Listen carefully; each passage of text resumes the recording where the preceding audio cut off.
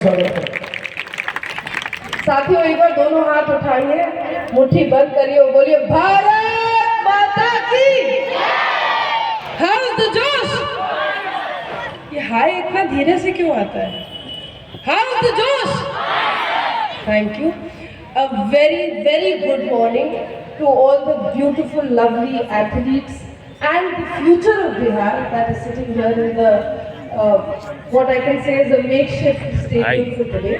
And I welcome you all to the Fit India Carnival in Patna, Bihar. आज इस कार्यक्रम में हमारे साथ बिहार ओलंपिक एसोसिएशन के अध्यक्ष श्री अजय कुमार जी मंच पर उपस्थित हरिद्वार से चलकर आए। वैसे पतंजलि के मुख्य प्रभारी भाई राकेश जी मंच पर उपस्थित IAS ऑफिसर जो खुद अपने आप को फिट रखते हैं और साथ ही साथ फिट इंडिया मूवमेंट का संदेश आप लोगों के बीच दिए, वैसे आदरणीय रामचंद्र गुरु जी मंच पर उपस्थित पैरा एसोसिएशन के एथलीट्स के संघ हमारे भाई शिवाजी, यहाँ पर स्पोर्ट्स अथॉरिटी ऑफ इंडिया और बिहार खेल प्राधिकरण के तमाम पदाधिकारीगण, सभी कोचेस, खिलाड़ी और खेल प्रेमी, आप सभी लोगों को मैं सादर प्रणाम करती हूँ। साथियों मैं ज़्यादा समय नहीं लूँगी। अभी अजय जी ने बहुत सही बात बोली कि खिलाड़ियों को ज़्यादा भाषण सुनने की आदत नहीं होती, तो मैं ज़्यादा भाषण नहीं दूंगी, लेकिन निश्चित रूप से आपके बीच में ये संदेश ज़रूर लेकर आएंगे कि एक फिट बॉडी में ही एक हेल्दी माइंड रिजाइड करता है। यदि मानसिक रूप से स्वस्थ रहना है तो शारीरिक रूप से भी स्वस्थ रहने की आवश्यकता हम सब लोगों को है। मेरा बचपन से संकल्प था, इच्छा था, सपना था कि मैं बिहार को ओलंपिक तक लेकर जाऊं। एक सपना 2008 में हमने हाथ में बंदूक जब उठाई तब वहां से उस सपने की शुरुआत हुई और 2024 में उस सपने को अंजाम मिला जब बिहार का एक खिलाड़ी पेरिस ओलंपिक गेम्स तक पहुंचा।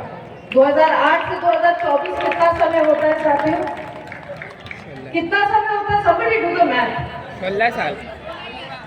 16 साल तक इस दिन निश्चय, इस संकल्प को लेकर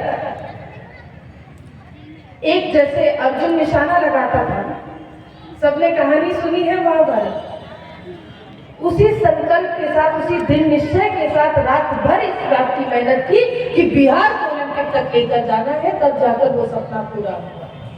जब 2008 में पहली बार हाथ में बंदूक उठाई थी, जब खेलने जाते थे, 2009 में अंतर्राष्ट्रीय पदक अपना पहली बार जीता था वैसा बिहार के लिए खेलते थे।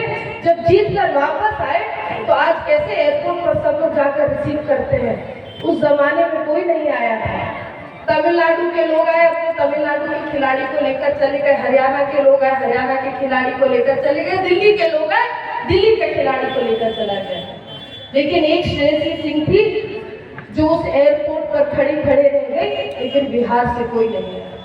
मन में चोट पहुंची तो अपने पिताजी के पास जाकर हमने पूछा कि पापा बिहार से क्यों खेले। उस दिन हमारे पिताजी स्वर्गीय बाबा दिग्विजय सिंह जी ने समझाया कि श्रेयसी, जब माँ बाप गरीब हो जाते हैं तो बच्चे उनका साथ नहीं छोड़ते। आज तुम बिहार के लिए खेलो, क्या पता आने वाला कल, आने वाला बिहार जब खेल की ओर देखेगा तो तुम सबसे आगे खड़े रहोगे और तुम सबको नेतृत्व करोगे। एक पिता और बेटी का सपना वहां से शुरू हुआ। जब 2018 में ओलंपिक गेम्स गए भाई साहब, तो 18 में ओलंपिक गेम्स जीतने के बाद एक रोमांचक कॉम्पिटिशन हुआ। ये कहानी इसलिए सुनाते हैं ताकि इस कहानी से आप लोगों को भी प्रेरणा मिले। जो सपना मेरा अधूरा रह गया, जो सपना बिहार का अधूरा रह गया, वो सपना आप लोग के द्वारा पूरा होते हुए मैं देख सकूं, इसलिए ये कहानी सुनाती हूँ। 2018 में जब राष्ट्रमंडल खेलों के लिए हम ओलंपिक गेम्स पहुंचे तो ऑस्ट्रेलिया में आयोजन था। कहाँ पर था? ऑस्ट्रेलिया में हमारा आमना सामना गोल्ड मेडल मैच के लिए ऑस्ट्रेलिया की ही खिलाड़ी एमा कॉक्स के साथ हो रहा है। अब क्रिकेट का मैच तो सब लोग देखे हैं, ईशान किशन को खेलते हुए देखे कि नहीं, और वैभव सूर्यवंशी को। तो ठीक उसी तरह जिस तरह से स्टेडियम सजता है और जोर जोर से नारेबाजी, हूटिंग सब कुछ होता है, ठीक उसी तरह कॉमनवेल्थ गेम्स राष्ट्रमंडल खेलों का भी स्टेडियम सजा हुआ था और जोर जोर से वहां लोग, अब ऑस्ट्रेलिया में मैच है और ऑस्ट्रेलिया की ही खिलाड़ी है जो एक भारत की खिलाड़ी के अगेंस्ट खड़ी है, तो वहां जोर जोर से नारा लगा था ऑजी ऑजी करके, तो मन में बड़ी घबराहट हो रही थी। लेकिन हमने भी संकल्प लिया था कि पिताजी का सपना पूरा करना है, बिहार का सपना पूरा करना है, तो हाथ में बंदूक लिए खड़े हम भी थे। अपने आप को एक क्षण के लिए अकेला जरूर महसूस किया, क्योंकि फील्ड ऑफ प्ले पे तो कोई और नहीं रहता। लेकिन तभी ऑडियंस स्टैंड में धीमी ही लेकिन मजबूत आवाज में हमारी माँ और हमारी बहन खड़ी थी, और कुछ मीडिया के लोग थे जिन्होंने आवाज दी भारत माता की।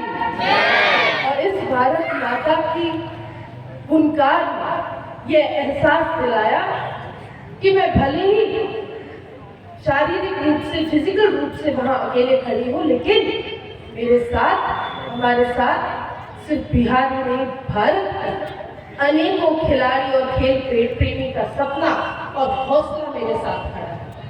उस दिन जब हम लोगों ने कंपटीशन शुरू किया, कंपटीशन जब खत्म हुआ, गोल्ड मेडल भारत को मिला, हम लोग मीडिया स्टैंड में गए, मीडिया के लोग सबसे पहले आके पूछा कि आपको कैसा लग रहा है।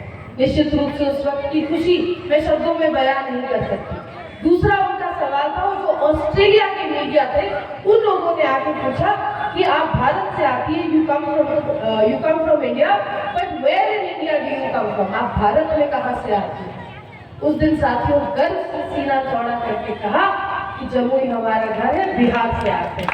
और अगले दिन अखबारों में छापा गया that Bihar girl wins gold medal for India, and that साथियों वो शब्द जो उस दिन अखबार में प्रकाशित हुए थे, मुझे लगता है कि किसी भी मेडल से ज्यादा मेरे लिए सौभाग्य की बात थी कि मेरे वजह से बिहार का नाम अंतर्राष्ट्रीय स्तर पर लिया गया और गर्व से हम लोगों को, हर एक बिहारी को गर्व करने का मौका मिला। इसी संकल्प के साथियों हम लोगों को बिहार के लिए खेलना है, बिहार के लिए जीतना है, और जब हम भारतीय दल का हिस्सा बने तो भारत के माध्यम से अंतर्राष्ट्रीय स्तर पर बिहार का नाम ऊंचा करना है साथियों। इस संकल्प के साथ जो भी आप खेल खेले, चाहे अगर आप एथलेटिक्स में है तो आप दौड़ लगाइए, आप हाथ में तलवार लेकर फेंसिंग करना चाहते हैं तो आप फेंसिंग कीजिए, आप बंदूक उठा के, आप फुटबॉल खेलकर, क्रिकेट खेल के, खेल कोई भी हो, नाम बिहार का होना चाहिए। इस संकल्प के साथ आगे बढ़िए साथियों। मैं ये भी जानती हूँ कि ये फिट इंडिया मूवमेंट सिर्फ खिलाड़ियों के लिए नहीं है। आदरणीय प्रधानमंत्री जी की सोच है कि भारत में जिस तरह से ओबेसिटी आगे बढ़ रही है, जिस तरह से हम शारीरिक रूप से सुस्त पड़ते जा रहे हैं, उसको खत्म किया जाए। और इस बात की समर्थन मैं पूर्णतः करती हूँ। मैंने अपनी जिंदगी में देखा है, और आप अपने भी दोस्तों से बात कीजिए, अपने घर में बुजुर्गों से बात कीजिए, बड़ों से बात कीजिए, तो इस बात का अनुभव आपको भी होगा। जिंदगी कभी भी एक सामान्य नहीं रहती, उतार चढ़ाव से घिरी रहती है। कभी सफलता हाथ लगती है तो कभी असफलता हाथ लगती है, लेकिन ये खेल का मैदान है जो हमें सिखाता है कि यदि आज हार का सामना करना पड़े तो अगले दिन जीत की तैयारी करो। इस संकल्प के साथ सुबह उठो। ये हार और जीत का फैसला है तो जिंदगी में हमें आगे बढ़ने का काम करता है, जो हमारा हौसला बुलंद करने का काम करता है। मैं निशानेबाजी के फील्ड से राजनीति के फील्ड में आई, और साथियों जहाँ निशानेबाजी जब करती थी तो कंपटीशन बता कर आता था कि आज आपका कंपटीशन है, 1 महीने बाद आपका कंपटीशन है, और आपको कंपटीशन में कम्पीट करना पड़ेगा, हार और जीत का फैसला होगा। जब राजनीति में आई तो पता चला कि यहाँ तो बिना बताए कंपटीशन आ जाता है और रोज हार जीत का फैसला होता है।